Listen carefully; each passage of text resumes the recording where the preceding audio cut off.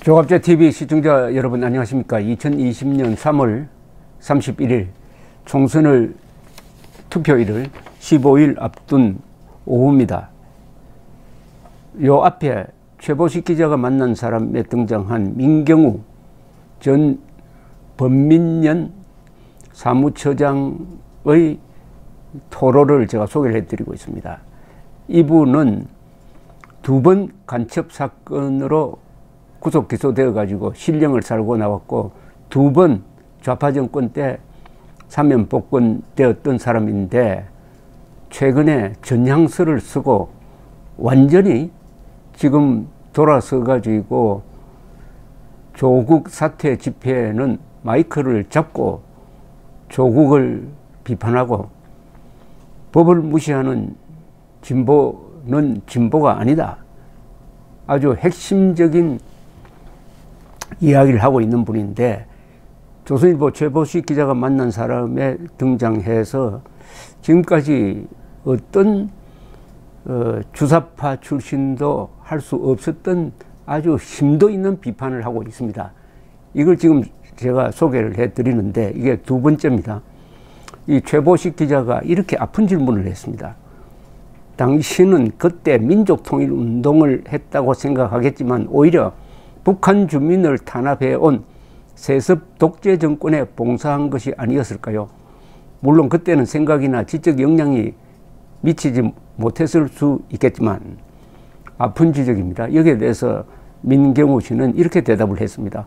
북한의 세습 독재에 기여한 것이다? 이런 지적을 하다니 심정적으로 못 받아들이겠지만 잘못된 사상 세례를 바꿔서 그때는 민주화 운동이라고 여겼지만 지금 와서 보면 우리 사회와 역사에 반동하는 행위였습니다.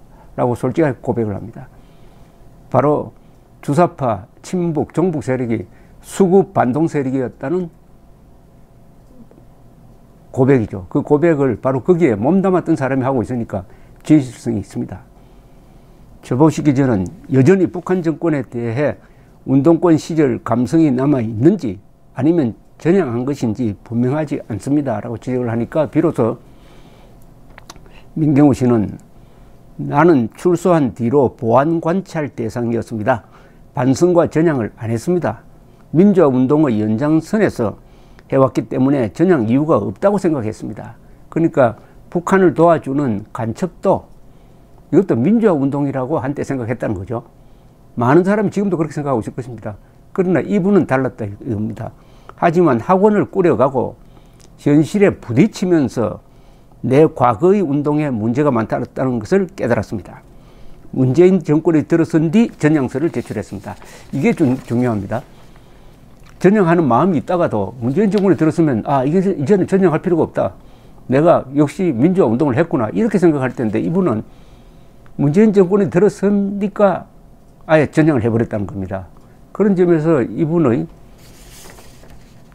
양심 고백이 남다르다는 생각이 듭니다. 최보식 기자가 또 이렇게 물었습니다. 임종석이나 조국의 경우 이런 질문에 신경질적 반응을 보였습니다. 586 운동권 세대는 퇴영적 이념에 빠져 있었던 것을 여전히 자랑스러운 훈장으로 여기고 있는데요. 임종석이나 조국 이 사람은 당신들 과거에 주사파하고 사회주의 운동, 공산주의 운동 하지 않았냐 이렇게 하면은 화를 벌컥 냅니다. 우리는 그때 민주화 운동이고 당신들 그때 뭘 했느냐 이렇게 나옵니다.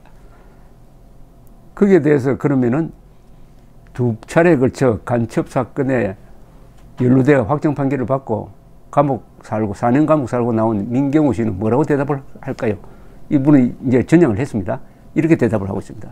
나를 포함하여 586 운동권은 사회에 해악을 끼친 게 아닌지 자문할 때가 되었습니다. 이들은 현실에서 자신의 이념을 확인해 보는 절차를 빼먹었습니다. 현실의 복잡한 이해관계를 겪어본 적이 없어 여전히 젊은 날의 관념성에 지배되어 있습니다.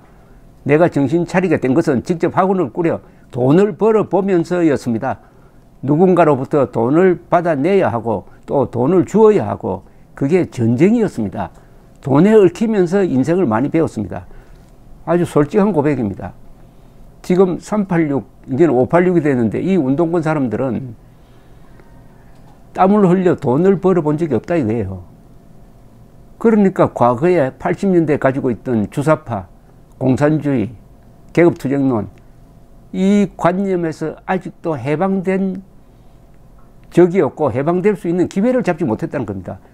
돈을 벌기 위해서 시장 바닥에서 한번 헤매 보아야 하는데, 돈을 벌고 돈을 주는 게 얼마나 어려운 일인지를 알아야 되는데, 그걸 하지 않고 건달처럼, 선동꾼처럼 지식인인 양 행세하면서 반성의 기회를 놓치고 말았다.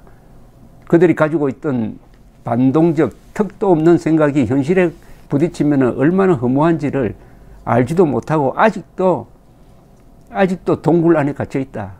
이런 이야기입니다. 바퀴벌레처럼 현실이라는 햇볕을 회피하고, 그러나 권력의 동굴입니다. 권력을 가지고 이제 동굴을 더 강고하게 만들고 햇볕을 차단하고 있어요. 권력 집단에 들어가 있는 586 세대에 대해 자기 손으로 돈을 안 벌어봐 현실을 제대로 못 본다는 비판이 있었습니다. 는 질문에 이 민경우 씨는 이렇게 이야기를 하네요. 현 정권의 586 정치 실세들은 돈 버는 게 얼마나 어려운지 돈 때문에 발생하는 고통을 경험 못한 집단입니다. 이들은 최저임금이 오르면 고용이 줄어든다는 당연한 사실도 이해 못하거나 관심이 없습니다. 현실의 복잡성을 알지 못하기에 부동산 공유제, 특목고 폐지 같은 말을 꺼내는 것입니다. 돈이 움직이는 현장에서 형성되지 않는 사상과 정책 노선은 쉽게 무너집니다. 그러니까 사람이 자본주의 세상에서 살고 있는 한, 자유주의도 마찬가지지만 기본적으로 돈이 있어야 생활할 수 있다. 돈을 벌어봐야 이 세상을 알게 되는데, 그런 경험이 없는 자들이 무슨 나라 운영을 하겠느냐, 이런 뜻입니다. 생활인으로 돌아오면서 어떻게 수학 입시 학원을 하려고 마음먹었습니까? 민경우 씨는 원래 내가 이과 출신입니다. 서울대 의대에 입학했다가 학생운동을 하려고 이듬해 다시 시험을 쳐 인문대에 들어간 경우입니다. 수학 입시 학원을 시작할 때 운동권 후배들을 불러 모았습니다. 이때부터 재미가 있습니다. 하지만 이들은 수학을 가르칠 실력이 안 되었습니다. 강의실에서 좌편향 현대사를 가르치려고 했습니다. 참 난감하죠. 수학을 가르쳐야 될 텐데 수학 실력은 없으니까 난데없이 수학 시간에 좌편향 현대사를, 참 끈질기긴 끈질깁니다. 그전까지 절대 진리였던 함께 가자 우리의 길이라는 주사파의 대중노선은 허구였습니다. 그렇다면 학원 강사했던 후배들을 해고했다는 뜻입니까? 라고 물었더니, 운동권에 있을 때는 부족하면 위로하고 설득하고 같이 갈 수 있었습니다. 하지만 시장은 완전히 다르게 움직였습니다. 2년쯤 지나 학원을 말아먹었습니다. 후배들을 내보내면서 법적인 갈등으로 비화되었습니다. 내가 마치 악덕 고용주처럼 됐습니다. 고발되어 지방노동청에 몇 번이나 출두했습니다. 우리나라 노동법이 정말 문제가 많다는 것을 알게 됐습니다. 운동권 시절에 비해 너무 돌아선 것 아닙니까? 라고 오히려 최보식 씨가 놀라서 물었습니다. 그런데 이적단체, 범민련, 너희 사무처장 출신은 이렇게 답을 하고 있습니다. 그 전에 학원에서는 직원 10명이 있었는데 지금은 2명입니다. 하지만 생산성이 똑같습니다. 사회가 어떻게 조직되어야 하는지를 많이 생각하게 되었습니다. 현 정권이 들어서자 휴머니즘을 포장한 말들이 넘쳐났습니다. 운동권의 선전 구호가 그랬습니다. 하지만 현실에서는 그런 말일수록 무책임하고 공한 걸로 판정이 납니다. 이 운동권 직원 10명이 있을 때나 그 사람들 내보내고 2명이나 생산성이 똑같답니다. 이게 지금 우리나라 산업 현장에 이런 일이 벌어지고 있는 것 아닙니까? 휴머니즘을 포장한 말이 넘쳐난다고 했는데 제일 좋은 게 사람이 먼저다 아닙니까? 문재인 정권 내세운 게 사람이 먼저다. 그런데 가만히 들여다보면 우리 사람이 먼저다. 계급투쟁론적 휴머니즘을 교묘하게 이용을 해가지고 사람이 먼저다. 사람이 먼저다. 당신처럼 수학도 잘하는 사람이 그동안 세상을 왜 객관적으로 보지 못했습니까?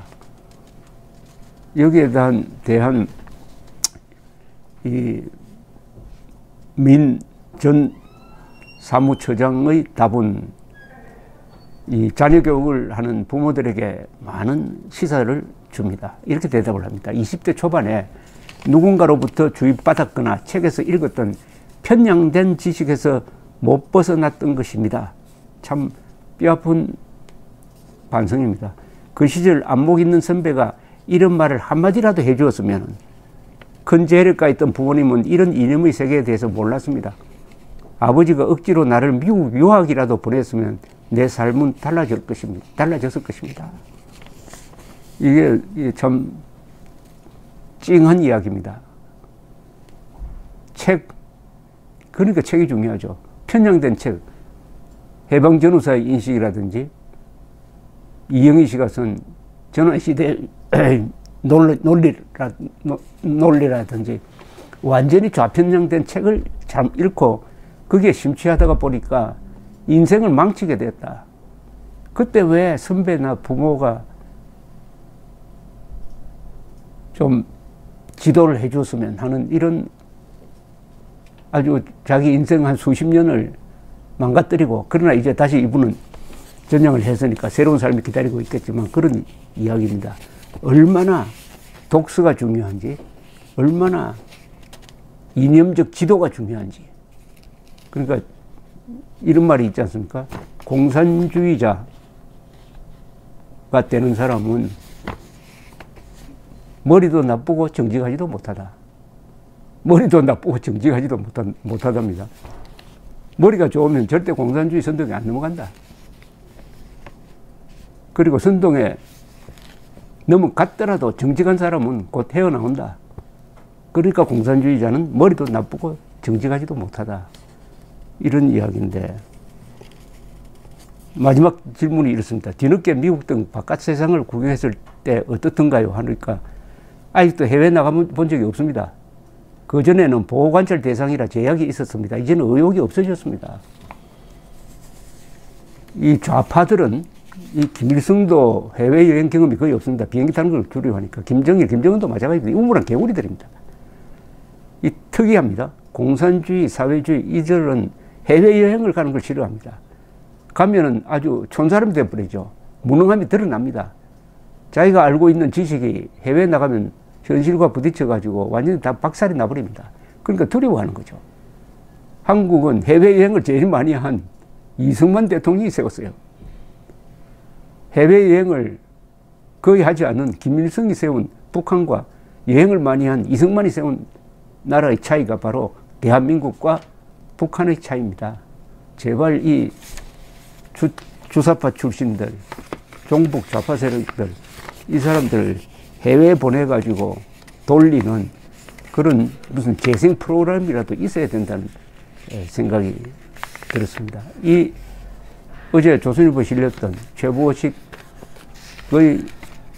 최보식이 만난 사람, 이 인터뷰를 여러분들이 카피를 해가지고 자녀 교육에 많이 쓰시고 문재인 정권의 본질을 비판하는 하나의 교재로 삼았으면 해서 제가 두 차례 걸쳐서 소개를 해드렸습니다. 감사합니다.